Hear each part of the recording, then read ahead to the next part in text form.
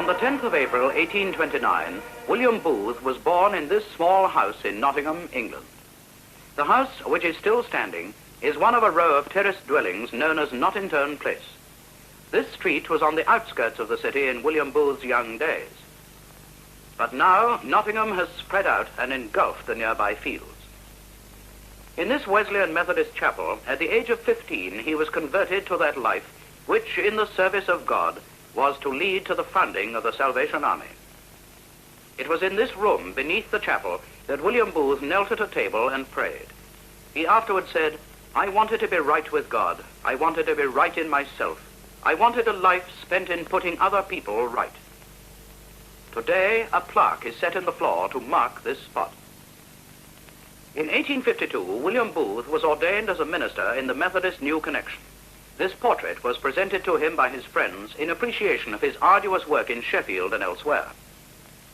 It was during his period as a Methodist minister that he married Catherine Mumford, who became his beloved wife and never-failing helper.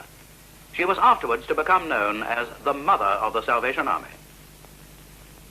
But the Reverend William Booth's continued emphasis on evangelical work, which he insisted in putting before all else, conflicted with the views of the majority of the members of the Methodist New Connection.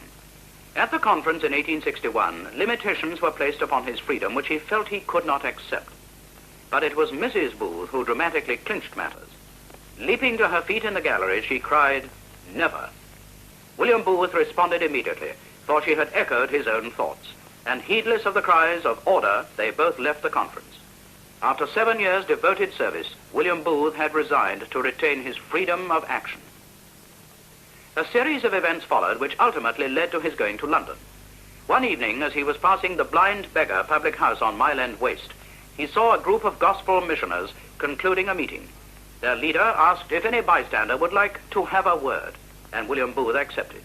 He addressed the meeting, and so profound was the impression he made upon the crowd that he was invited to take temporary charge of the mission.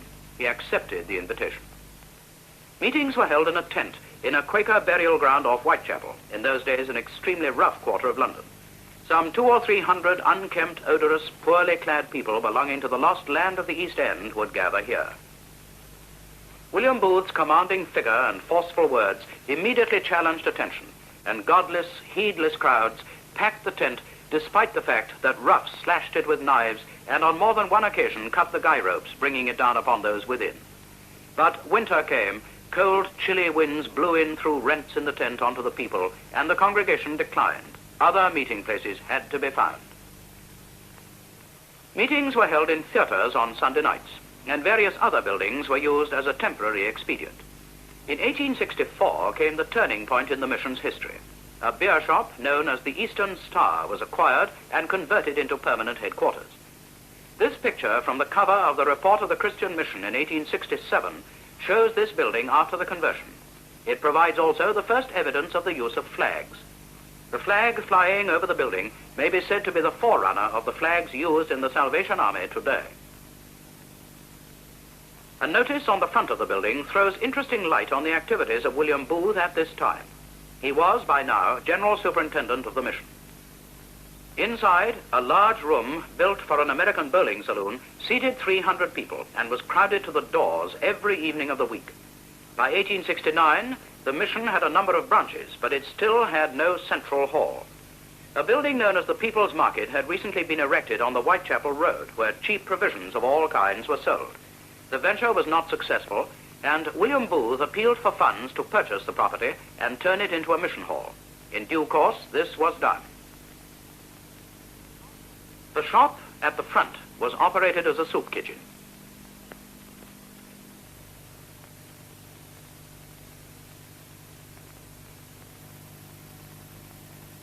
It was characteristic of William Booth that he insisted on a wooden floor for the mission hall instead of an asphalt one, saying, "Poor people feel the cold quite as much, if not more, than do the rich people.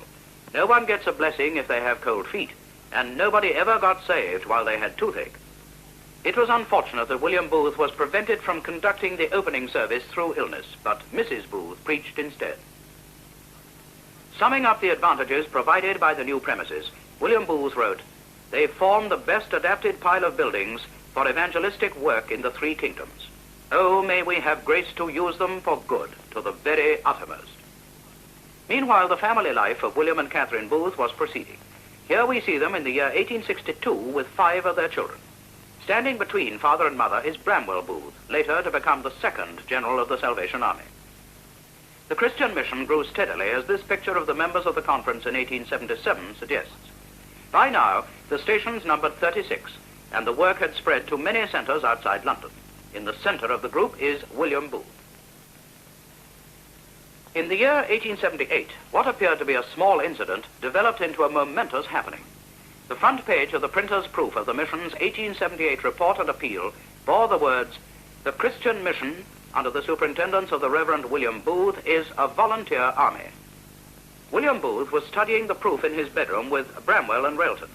Bramwell, on seeing the phrase volunteer army, said, "Here, I'm no volunteer, I'm a regular or nothing."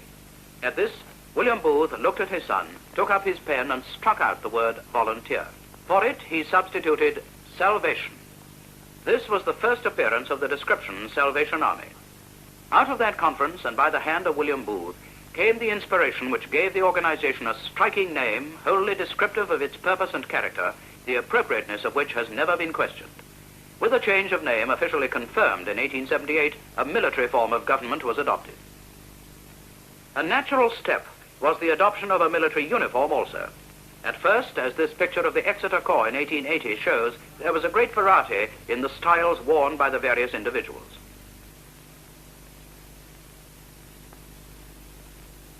In 1883, William Booth, now beginning to be universally referred to as the General, called attention to the greatly increased value of uniform with every fresh growth of the Army's publicity. Old photographs have been preserved too, showing how music was taken up by the soldiers of the Army during the 1880s. Here is the Fry family, famous among early Army musicians who formed the first band. The General, who had always been a great lover of music, wrote at this time, "Music is to the soul what wind is to a ship, blowing her onwards in the direction in which she is steered." Typical of the time is the concert corps band. Vocal music, too, underwent a fundamental change at this time, the word hymn being dropped in favor of the term Salvation Army song. Members of this speaking, singing, and praying brigade include Emma and Evangeline Booth. With the advent of bands and singing brigades on a wide scale, music had become so important that the General established a musical department. Richard Slater with the violin, Henry Hill and Fred Fry, the first staff, were charged with the job of making the best use of music in the Army. This drawing shows Whitechapel Band on parade.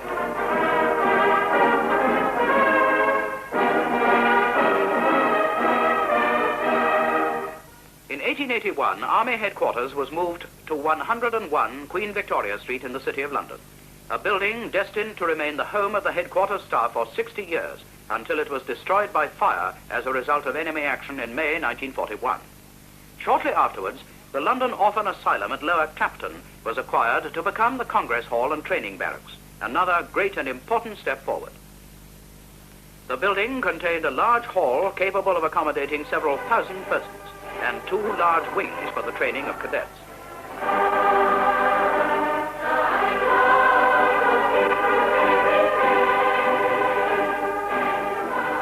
To the soldiers, the General wrote, "The nation is now awakening to our existence.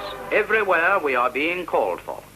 Expeditionary forces went out first in February 1880 to the United States, and within a year to Australia and France, followed shortly afterwards by Canada, Switzerland, India and Ceylon, Sweden, South Africa, and New Zealand. Photographs have come down to us of some of these pioneers who went out into many lands. Here are the lasses who sailed to America with Commissioner Railton in 1880. And this sketch depicts an early meeting in the United States. The pioneers who went to Sweden did wonderful work. In India, the first Salvationists adopted Indian clothing in order that they could approach the people as brothers.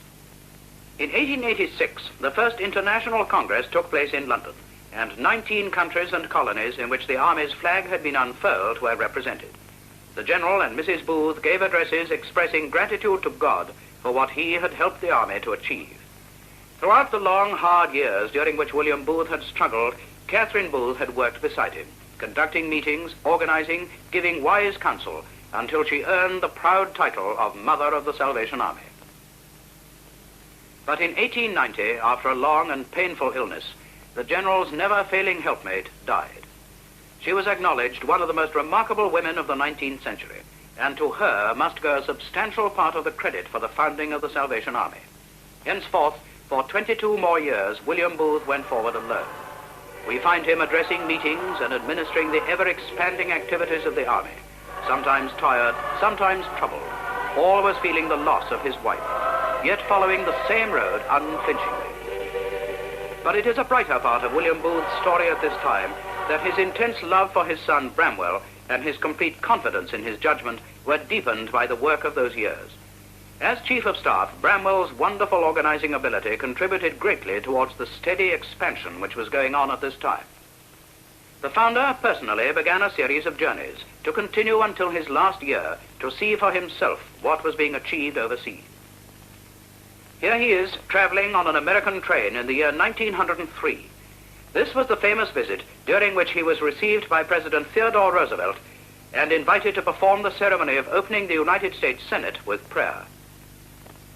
In the early years of this century, the motion picture began to come into general use, and from this point onwards, portions of our story unfold in movement.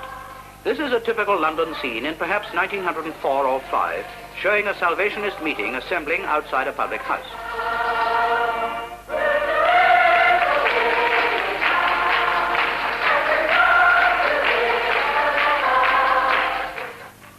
Let us catch another glimpse of this world, half a century ago, in movement. This scene shows traffic outside the Mansion House in the City of London. Among the earliest motion pictures of the Army's activities that have been preserved are some scenes of the International Congress in London in the year 1904. Coming out of the Congress meeting are some of the thousands who took part. The hall used was a temporary building in the Strand, specially erected for this purpose.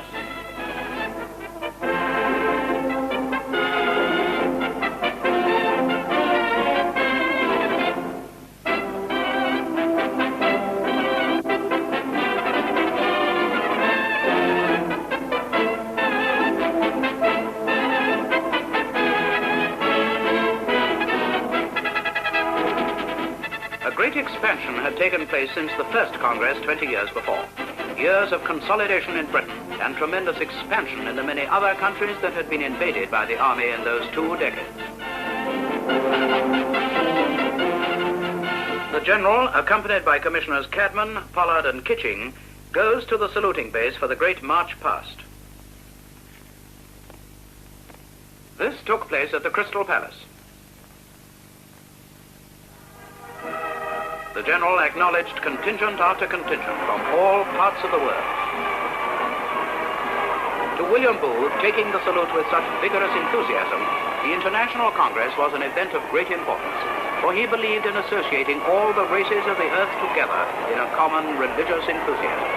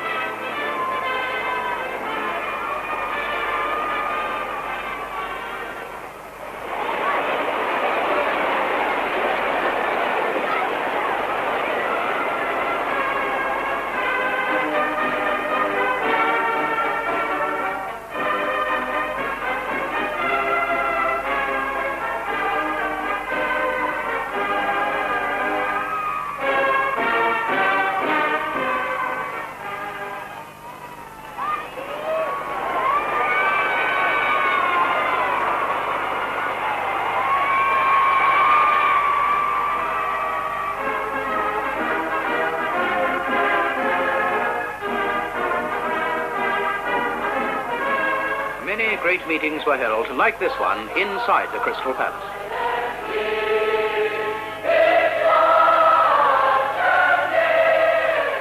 In a a railway accident in the far west of the United States, the General's daughter, Emma Booth Tucker, known as the Consul, was killed in 1903. Her death was a sad blow to him. Her body was brought back to New York, where her funeral took place.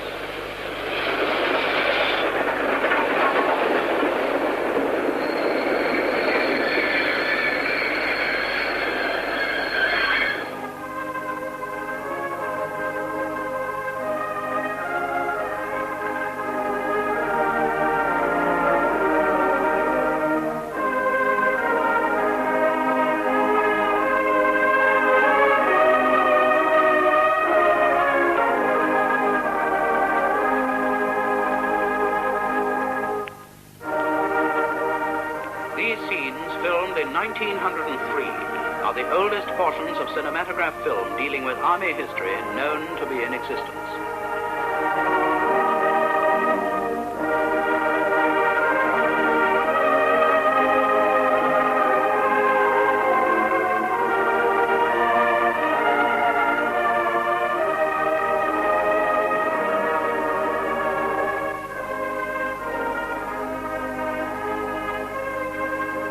The General said, "She has toiled for America for 8 long years, and it seems to me that she should be laid down in the last long sleep on American soil."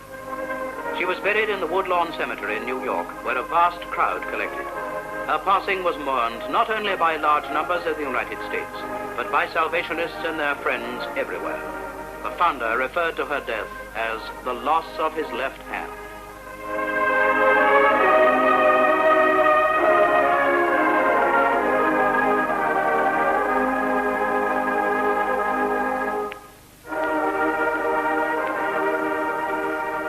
William Booth, an old man in his 75th year, yet had the courage and determination to inaugurate an entirely new method of campaigning. In the autumn of 1904, he used a motor car to tour from one end of the kingdom to the other. During this first motor campaign, a distance of 1,250 miles was covered. Imagine what this meant in these primitive cars for a man in his 70s.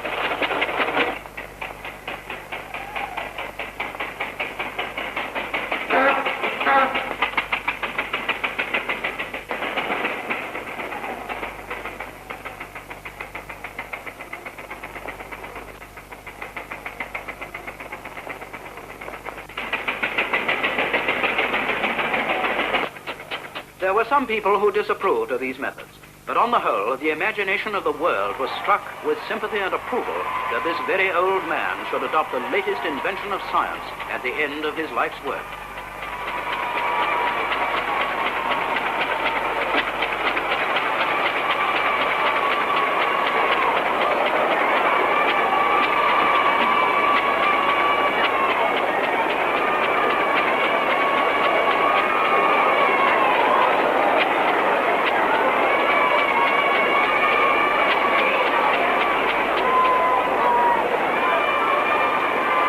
Everywhere he went, the enthusiasm was great.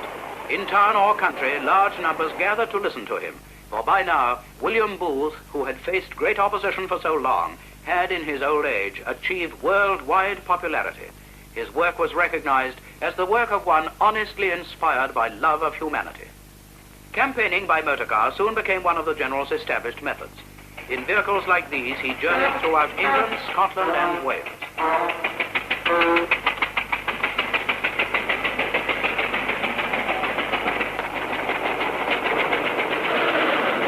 The going was not always without mishaps. A puncture in those days was apparently not very easy to deal with.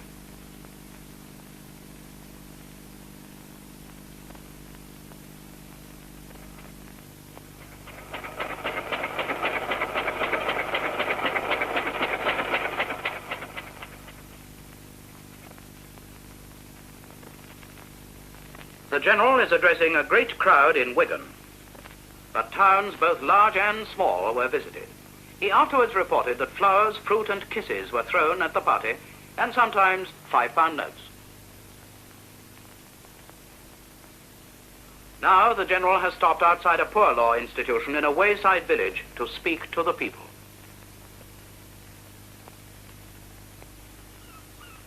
In 1905, the General set out to visit Australia, spending a few days in the Holy Land on the way. Here he is going ashore at Jaffa, where, his journal records, they were received by the cinematograph.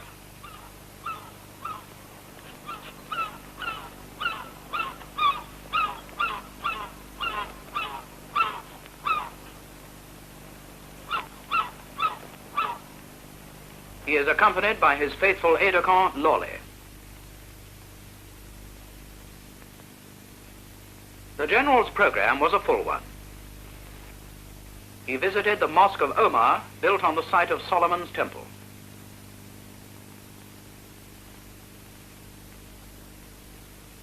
At Bethany, he visited the house of Martha and Mary.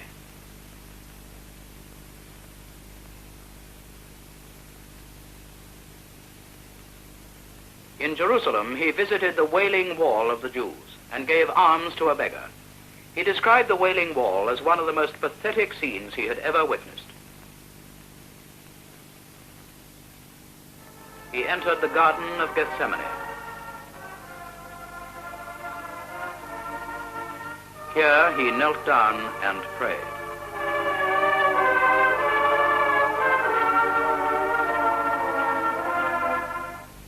The climax of his visit to the Holy Land was when he climbed Mount Calvary and read a manifesto he had prepared, calling on all who name the name of Christ to follow his example and make a desperate effort on behalf of the salvation of the lost world. This manifesto was reproduced in the press of countries everywhere.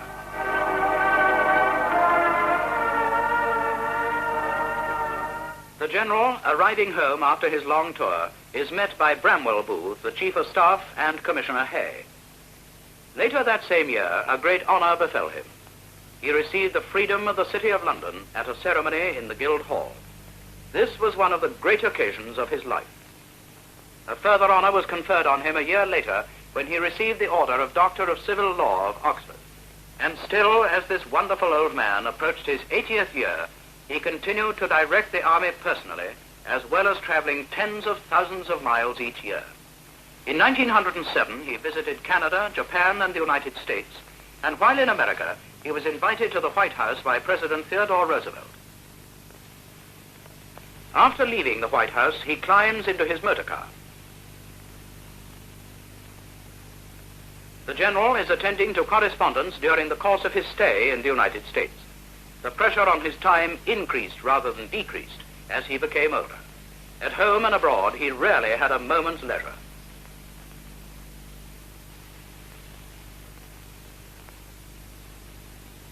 The faithful Brigadier Cox, who accompanied him so often and looked after him so well, is in attendance.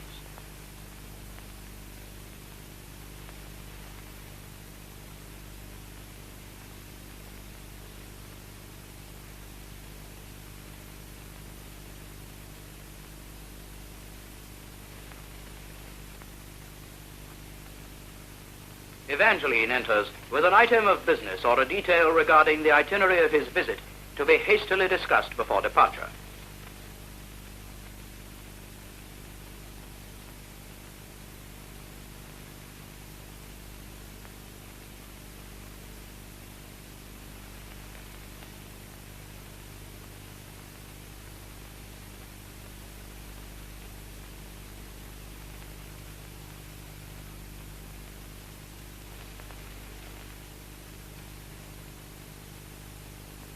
They wait for the arrival of the cars. Evangeline Booth was at this time commander of the Salvation Army in the United States, having been transferred there from Canada in 1904. She was later to become the 4th General of the Salvation Army. The car not having arrived, the General steps forward for the benefit of the cinematograph.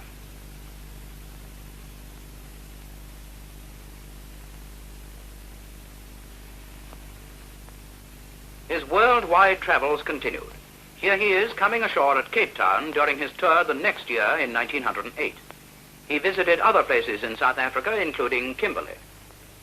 At home, his motor tours continued, thousands of miles being covered in this way.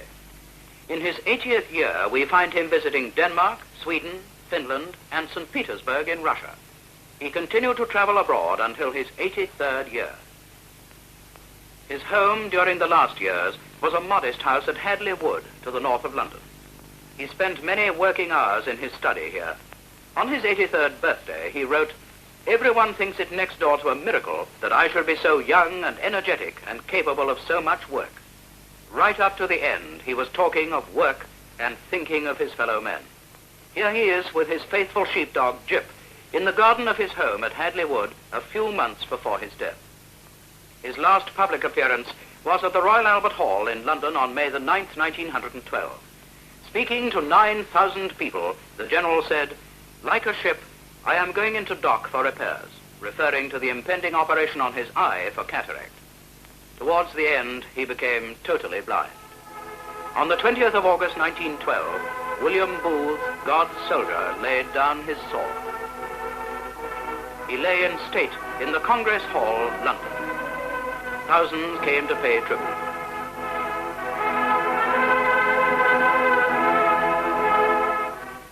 For the last time, he leaves the Army headquarters in Queen Victoria Street.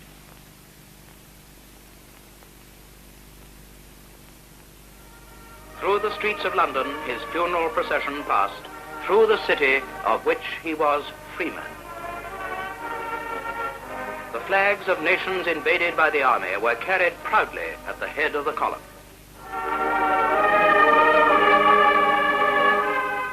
The whole traffic of this metropolis was arrested by one of the densest multitudes that ever thronged its thoroughfares.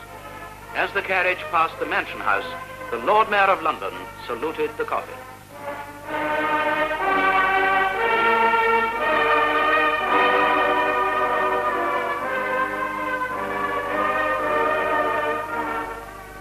"10,000 men and women from the ranks of the Salvation Army, specially selected to represent their comrades, walked behind their promoted leader, who had taught them to give their lives ministering to the poorest, the lowliest, and the lost.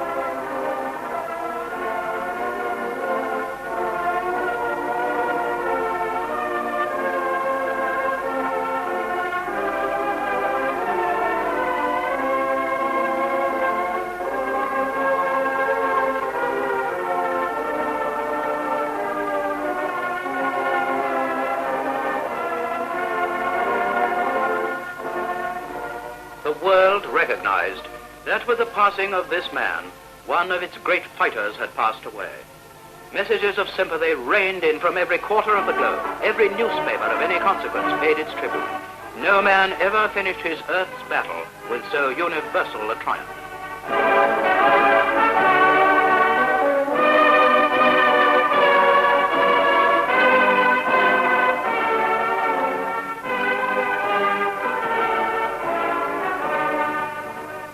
He passed to his burial in Abney Park Cemetery, London.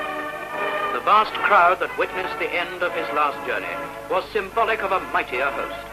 For in the shelters of the army he had founded, thousands of homeless men were finding refuge. In his homes, thousands of women, saved from the uttermost ruin, were mourning his loss. In every continent, many there were, telling each other sorrowfully that the father who had sought them out and rescued them had passed from the world. And in countries as ancient as China and as new as America, tens of thousands were speaking of him as the man who had brought them comfort and strength.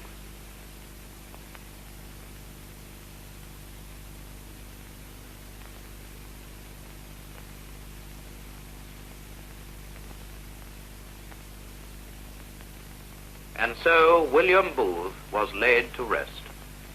But it is the way of Salvationists to see triumph in death, to see it as promotion to a greater glory. And so his son Bramwell turns to the great crowd and leads them in singing, "Servant of God, well done."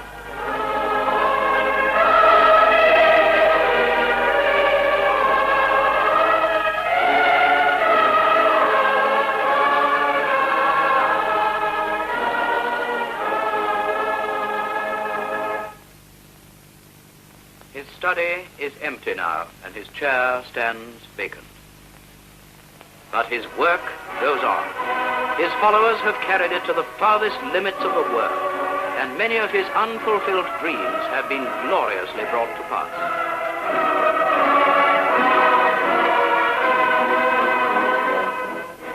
The legacy of this army that William Booth, God's soldier, left to mankind is marching vigorously in every clime, sustaining his message of boundless salvation, so rich and so free.